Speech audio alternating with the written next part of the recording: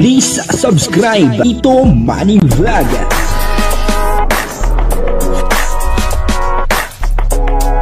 Payagan po si Tito Manny Vlog na mag-reactor para pambiling gamot sa kanya pong karamdaman. Wala man siyang records ng ng away. Sobrang saya po ni Kalingap Mikoy pero bigla po itong nauwi sa iyakan. Papanoorin po natin yung video at syempre bibigyan po natin yan ng konting reaction.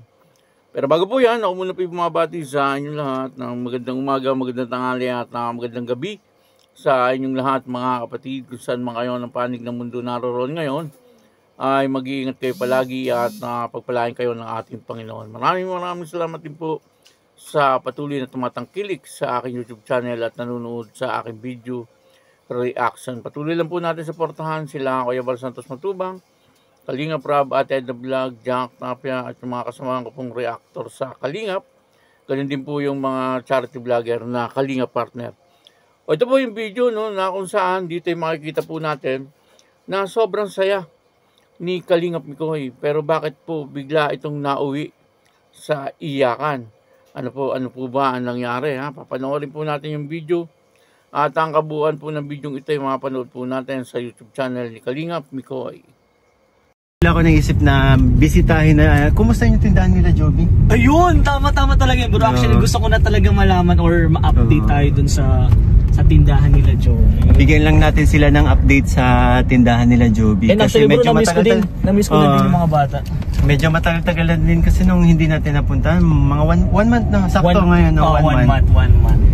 Kaya ayun, sana yung in-expect natin na na 'di ba yung mga bili natin nasusunod ng mga magkakapatid nila tatay.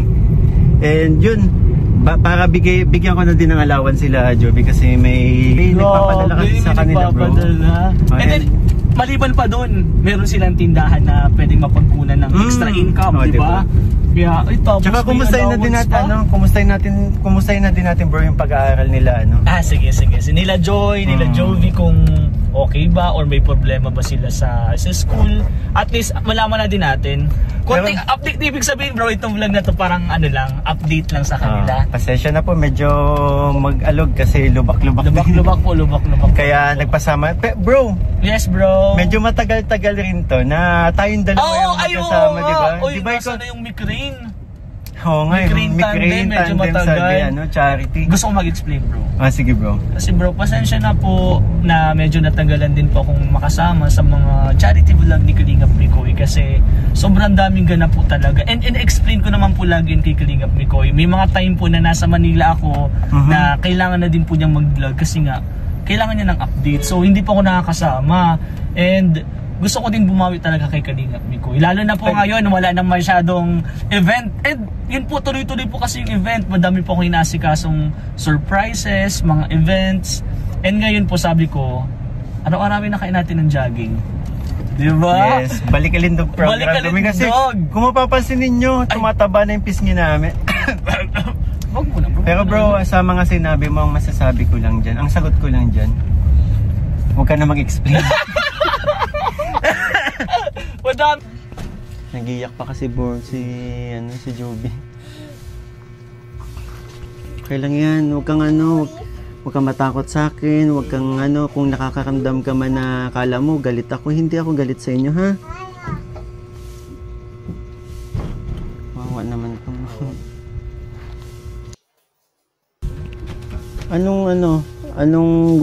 Anong gusto mo sabihin kay Kuya Mikoy ngayon? Papasalamat po kami dahil po.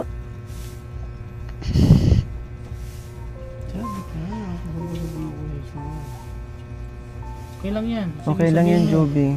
Sabihin mo.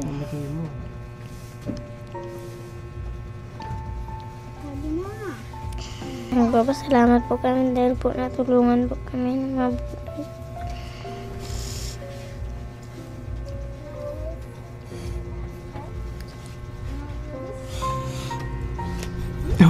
Ba't nagawa ko, bro?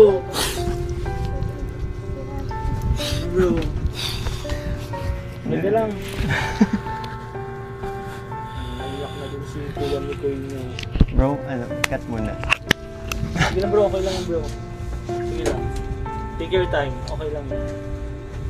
At si Jovi, umiyak na din.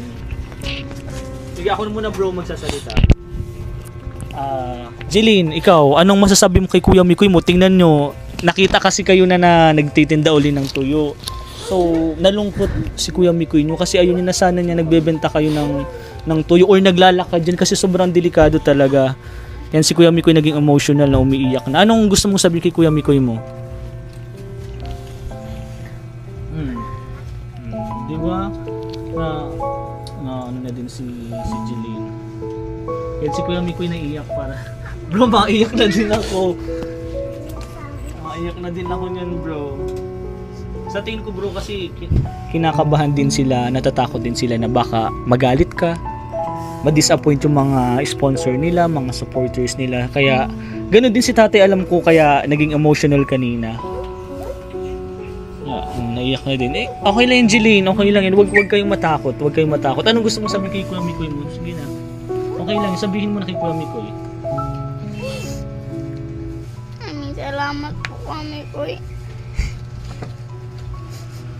Apoy, masayang-masaya, etong si Kalingap Mikoy at saka etong si Kalingap Prince, habang sila ay nag-uusap, papunta po doon sa bahay nila Jovi, kasi medyo matagal nga pong hindi napuntahan ni Kalingap Mikoy etong sila Jovi, at talagang namimiss niya na po, etong mga bata.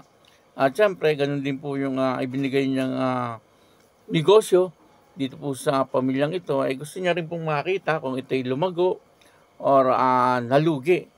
At doon nga po ay nakita natin sa video na nalugi yung tindahan.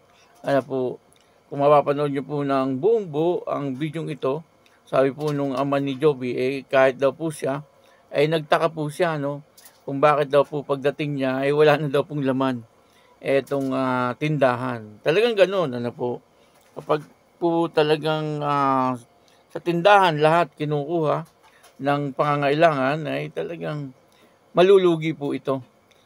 Pero sabi ni Kalingap Mikoy ay okay lang daw po kahit na medyo wala na talagang laman etong tindahan ay hindi naman po nagagalit etong si Kalingap Mikoy. Ang Kalingap Mikoy lang po dito, kaya nagkaroon po ng iyakan ay dahil nga po naawa po siya sa mga bata. At nakita po natin kung paano po malasakitan ni Kalingap Mikoy etong mga batang ito. Nung una pa lang, kung natatandaan nyo, ay talagang awang-awa po etong si Kalingap Mikoy dito po kay Jovi. Mas lalo na po nung makita niya etong magkakapatid, na talagang nakakaawa naman po talaga yung sitwasyon sa buhay ng pamilyang ito. Kaya nga po pinipilit ni Kalingap Mikoy na maging maayos ang buhay ng pamilyang ito. Kitang-kita po natin na talagang ginagawa din po ang lahat ni Kalingap Mikoy upang sa ganon ay matulungan ito pong pamilyang ito. Katunayan nga po niyan ay nag-iipon po ng pera etong si Kalingap Mikoy upang sa ganon ay mabaguhan niya po ng bahay etong mga batang ito. Ako po sa nakikita ko talaga si Kalingap Mikoy ay talagang ang pagmamalasakit niya dito ay doon po sa mga bata. Kasi ayaw pong makita ni Kalingap Mikoy na yung mga bata ay naghihirap. Kagaya nga po nung sabi nila, ay talagang napakadelikado na sila Jovi at yung kanyang kapatid ay nagtitinda sa kalsada. Dito ay makikita po natin na talagang napaiyak etong si Kalingap Mikoy at maging si Kalingap Rain ay ganun din. Nandoon po talaga ang pagkaawa nila. At ang isa pa po rito napansin ko kay Kalingap Mikoy, nung nalaman niya na si tatay ay nagbalik doon sa ulingan, ay talagang nahabag din po siya. Kasi etong si tatay ay may sakit po ito. At bawal na bawal po sa kanya yung alikabok ng uling.